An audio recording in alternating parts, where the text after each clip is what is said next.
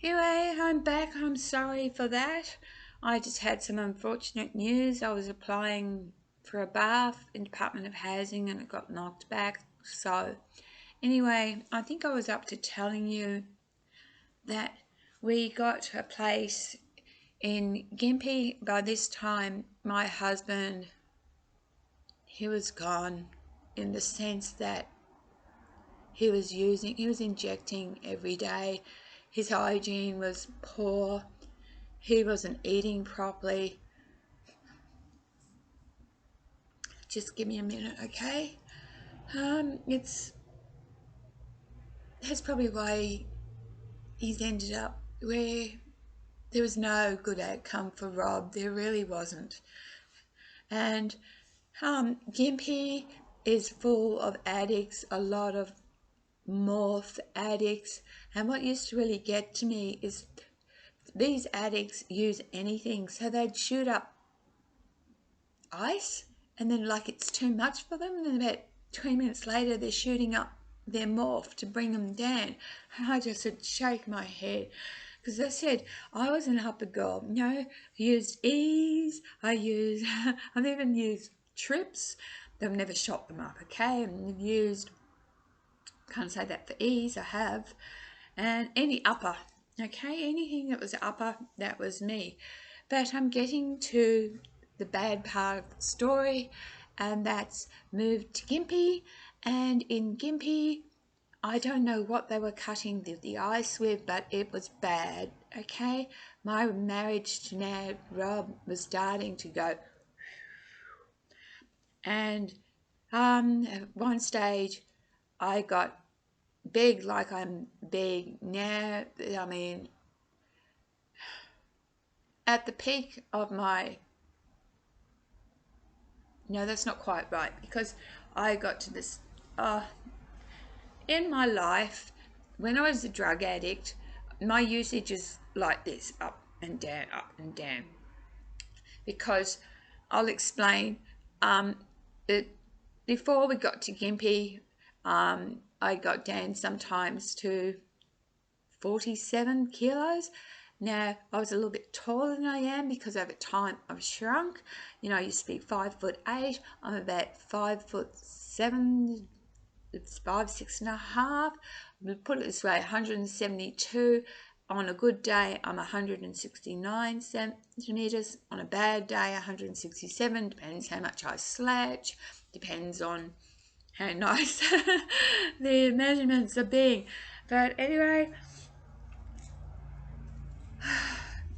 there's bad ice. But at one stage there in Gympie, I started putting on weight, and I'm not a thin girl, and Rob liked thin girls, and there's him being very, very sick because addicts like Rob got very, very sick. So now at one stage, I don't know when, he got into actually buying his own ice and distributing it, and I was the guinea pig. But before that stage, there was a woman who, because remember I told you in other videos, Rob got extradited falsely to Victoria, and that's where I think he got his infection. So before he got, I'm a little bit confused to my memory whether he was dealing before he went. I can't remember that, but I do definitely remember after he came back him dealing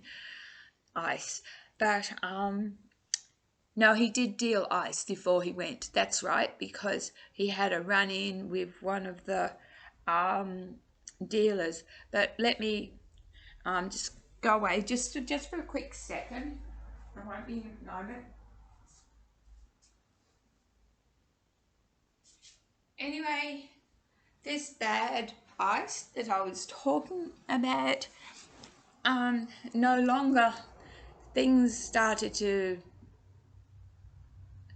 he started to be dishonest. Well, Rob started, we learned later that he was actually allergic to superephedrine, so I don't blame him. He started to have really bad come downs, so there started to become violence in our marriage, and I'm not really going to get into much more of it to tell you that after he died, I was still using, but apparently, I'm going to be totally out there and honest. I'm not going to name these people, but I swapped every now and then for Ritalin because if you break, no, I'm not going to tell you, but I was starting to shoot up Ritalin, and that gave you just as much as a high. And I'd use 360 milligrams Ritalin in one go. And these people who were shooting me up, I had left Gympie by this stage, so they were traveling. I wasn't living where I am here. I was living somewhere else, and so they were coming to see me once a week. And again, we were doing trades, and then I found I was getting really, really sick. I was getting diarrhea. I was really, really sick, and I got even sicker because after 16 and so years of people shooting me up, I decided to try and shoot myself up, and I was just making a big mess, a big sis. So one day, about nearly 12 months ago, and this is after my dog Jimmy died, and I wish I'd given you a better life, Jimmy. I wish. I've got a lot of regret and remorse. This is what drugs do to you, okay? Anyway, one day I just had enough of making a mess in my arms, and I just had enough because these people were fine. They were getting my drugs, so they could get you, they were right. They can shoot them. So I said, fuck this, and I'm going to keep my stuff. And I still had stuff in the spoon. I threw it out in the sink, and I got my paraphernalia and I threw it away, and I have not touched a needle. I have not touched any uppers since then. But as I showed you the other day for my chronic pain, I'm still in a way addicted, but it's just orally now. I've come to the end, really. I just wanted to say that please do not do drugs. You think that the first time you'll be fine? Maybe that's all right for morphine. I don't know, but I know by the third time of using morphine, you're hooked and you're sick, and that you need to keep shooting up morphine just to feel better. The truth is, that first rush, you never ever get. That first ever big rush that you ever get, that's the first and only one. After that, you're always chasing. And yes, it may numb you. Yes, it may take you away from reality, but you're not being the authentic you. And now, after 17 years of giving up, I find myself crying. I mean, I can show you my license where I look 15 years older. I have done damage. I have not only done damage to me, I have done damage to my loved ones. Even my dogs. They had lived with an addict. And I want to say thank you to my family for forgiveness. Thank you. And thank you to Sahara, the last dog left. Hello, beautiful. You are a beautiful girl. And she is the last one left. And then I'm so over it. Not that I'm going to do anything stupid. Believe me, I'm not. I just over life, okay? You just get to a point you're tired. I've lived, okay?